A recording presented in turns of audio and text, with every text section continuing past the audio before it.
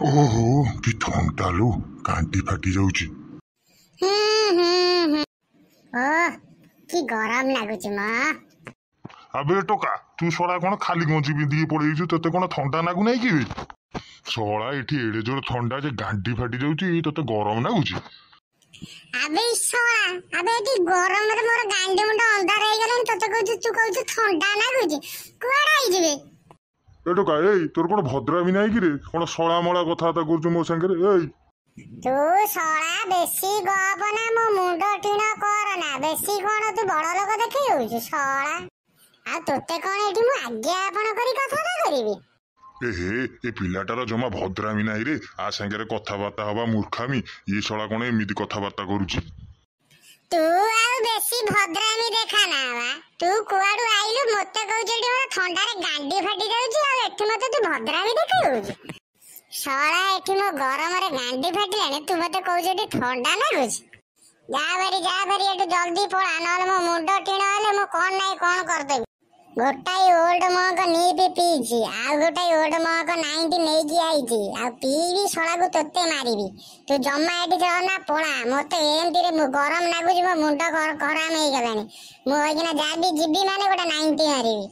ଆବେ ଏ ଟୋକା ଶଳା ମଦ ପିଇ ଦେଇ ଯାଇଛି, ସେଇଥିପାଇଁ ୟାକୁ ଗରମ ଲାଗୁଛି। ଆଉ ଏଇ ଆ ସାଙ୍ଗରେ କଥା ହବା କଥା ନୁହଁ। ଇଏ ଶଳା ମଦ ପିଇଛି, ଭୁଲ ଭାଲ କଥା କହିଲେ ପୁଣି କଣ ନାଇଁ କଣ କରିଦବ।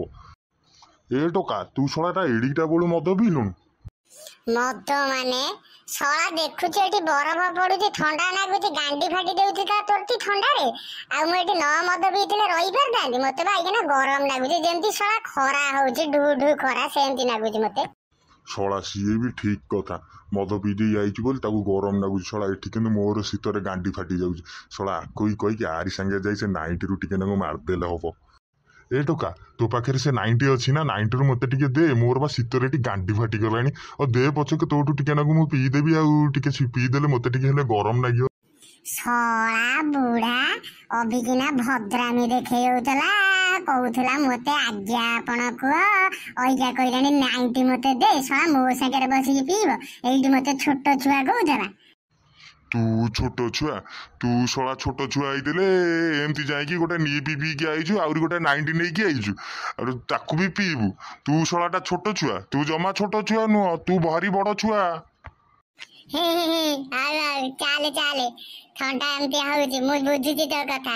ଚାଲେ ଆଉ ଗୋଟେ 90 ଅଛି, ତୋର ମୋର ଅଧା ଅଧା ପିଇଦବା। ଆଉ ଶଳା କିନ୍ତୁ ମୁଁ ଆଜି ତୋତେ 90 ଦେଲି, ତୁ ମତେ କାଲି ନିପି ଦବୁ ହେଲା? ଶଳା ଗୋଟିଏ 90, ତା ଦେହରୁ ଅଧା ଅଧା ପିଇବା, ତା ଦେହରେ ପୁଣି ତୁ ମତେ କାଲି ପୁଣି କହିଲୁଣି ଗୋଟେ ଲିପି ଦବୁ? ଏଗୁରାକ କି କଥା? ଥାଉ ମୁଁ ଯାଉଛି, ଶୀତ ହଉ ପଛକେ ଯାଉଛି ନା କାଉଣ୍ଟର ଯିବି, ଗୋଟେ ନିପି ନେଇ ଆସିବି। ଆଉ ମୁଁ ଏକା ପିଇବି। ଆଉ ଶଳା ତୋଠୁ କାହିଁ 90 ଭାଗ ନେବି? କାଲି ତୋତେ ନିପି ଦେବି। ହଉ ଭାଇ, ତମେ କାହିଁ ରାଗୁଛ? ହଉ ତମେ ଗୋଟେ କାମ କର, ଯାଅ ଗୋଟେ ନିପି ନେଇ ଆସ। ମୋ ପାଖରେ ଗୋଟେ 90 ଅଛି, ଆଉ 2 ଜଣ ମିଶେଇ ଦବା, ଲାଇଟ୍ ଗୋଟେ ନିପି ଗୋଟେ ପିଇଦବା। ଏକାଥରେ ତମକୁ ବି ଗରମ ଲାଗିବ, ମତେ ବି ଗରମ ଲାଗିବ, ଆଉ ଶାନ୍ତିରେ ଯିବା ଘରେ ଶୋଇବା। ଆଉ ଯାଅ। ଶଳା ଏ ଟୋକା ତ ଭାରି ଚାଲାକିରେ। ଶଳା ଗୋଟିଏ 90 ରଖିଛି, ମତେ କହୁଛି ନିପି ନେଇ ଆସ। ହଉ ଛାଡ, ହଉ ନେଇ ଆସିବା। ଶୀତ ତ ଯୋଉ ଗାଣ୍ଡି ଫଟା ଶୀତ, ଆଉ ଏ ଶୀତକୁ ନହେଲେ ମଦ ଟିକେ ହବ ନାଇଁ। ଆଉ ଏ ଟୋକାକୁ ନେଇକି ଯିବା। ଆଉ ହଉ ଅଧା ଅଧା କରି ପିଇଦବା। ଆଉ ହଉ ରେ ଟୋକା, ଚାଲ ଯିବା କାଉଣ୍ଟର, ନେଇକି ଆସିବା। ତୋର ମୋର ଅଧା ଅଧା ପିଇଦବା। ମତେ ବି ଯିବାକୁ ପଡିବ? ତମେ ଯାଉନ ନେଇ ଆସିବ, ମୁଁ ଏଇଠି ଅଛି, ଚାଖଣା ଗିଲାସ ଫିଲାସ ରେଡି କରୁଛି, ତମେ ଯାଅ ନେଇ ଆସିବ। ଶଳା ଲିପି ବି ମୁଁ ହିଁ ଦେବି, ମୁଁ ହିଁ ଯିବି ଆଣିବି? ହଉ ଛାଡ, ହଉ ତୁ ଗୋଟେ କାମ କର, ହଉ ମୁଁ ପଛରେ ଯାଉଛି, ତୁ ଚାଖଣା ଗିଲାସ ଫିଲାସ ଜଲ୍ଦି ରେଡି କରି ରଖିଥା, ଆଉ ମୁଁ ନେଇକି ଆସୁଛି, ଆଇଲେ ମାରିବା। ଆଉ ଭାଇ ଯାଉଛ ତ, ଚାଖଣା ଗିଲାସ ପାଇଁ 20-30 ଟଙ୍କା ଦେଇ ଯାଉନ। ଆବେ ଶଳା ଏଇଠି ରହିବ, କହିଲା ଚାଖେଣା ଗିଲାସ ରେଡି କରିବ ବୋଲି। ଇଏ ଦେଖିଲା ବେଳକୁ କଣ ମତେ ପୁଣି 20 ଟଙ୍କା ମାଗିଲାଣି। ଏ ଶଳା ଇଏକୁ କଣ କହିବି? ଏ ଟୋକା ଶଳା ଭାରି ଚାଲାକିବେ। ହଉ ଛାଡ, ଆଉ ଶୀତ କରୁଛି, ଆଉ ପିଇଦବା। ଆଉ ହଉ ରେ, ନେ 20 ଟଙ୍କା। ଜଲ୍ଦି ଆଉ ଚାଖଣ ଆଉ ଗିଲାସ ରେଡି କରି ରଖିଥା, ମୁଁ ଯାଇକି ନେଇକି ଆଉଛି ହେଲା। ହଁ ଭାଇ, ତମେ ଯାଅ ଜଲ୍ଦି ନେଇକି ଆସିବ। ତମେ ତ ଭଗବାନ, ତମେ ଯାଅ। ତମେ ଆଇଲା ଭିତରୁ ମୁଁ ଚାଖଣା, ଗିଲାସ, ପାଣି ବୋତଲ ସବୁ ରେଡି କରି ରଖିଥିବି। ତମେ ଯାଅ ଜଲ୍ଦି ନେଇକି ଆସ। ଶଳା ବୁଢା ଗଲା, 20-30 ଟଙ୍କା ଦେଇକି ଯାଇଛି।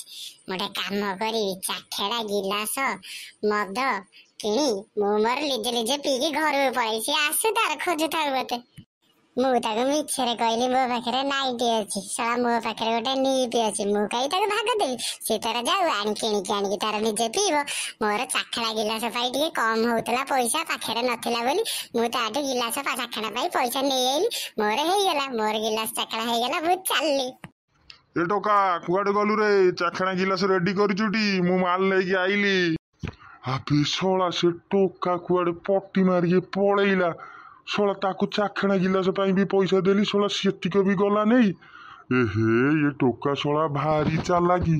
ଶଳା ଅବିକା ମୁଁ କଣ କରିବି? ତାକୁ ଶଳା ପାଣି ଗିଲାସ ଚାଖଣ ପାଇଁ ପଇସା ଦେଇଥିଲି, ମୋ ପାଖରେ ବି ଆଉ ପଇସା ନାହିଁ, ମୁଁ ନିପ୍ଟେ ନେଇକି ପଳେଇ ଆଇଲି। ସିଏ ଶଳା ନେଇକି ପଳେଇଲା, ମୁଁ ଆକୁ ଏଇନା କେମିତି ପିଇବି? ଶଳା ଏଇ ଯୋଉ ଗାଣ୍ଡି ଫଟା ଥଣ୍ଡାରେ ମୁଁ କେଡ଼େ କଷ୍ଟରେ ଯାଇକି କାଉଣ୍ଟରରୁ ମଦଟା ନେଇକି ଆଇଲି। ମୁଁ କହିଲି ଶଳା ଏ ଟୋକା ପାଖରେ ପିଇଦେବି, ଦେଖିଲା ବେଳକୁ ଏ ଟୋକା ଶଳା ମତେ ପଟି ମାରିକି ପାର।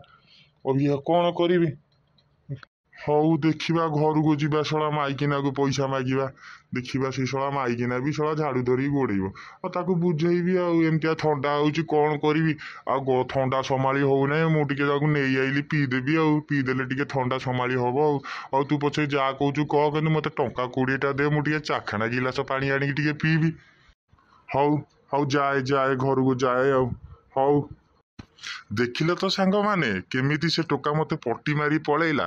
ଯେତେବେଳେ ବି ଏମିତିଆ ଥଣ୍ଡା ପାଗରେ ତମେ ମାନେ ବାହାରୁଛ ମାଲ ପିଇବା ପାଇଁ, ଏମିତିଆ ଟୋକାଙ୍କଠୁ ବଞ୍ଚିକି ରହିବ, ସାବଧାନରେ ରହିବ, ସତର୍କରେ ରହିବ।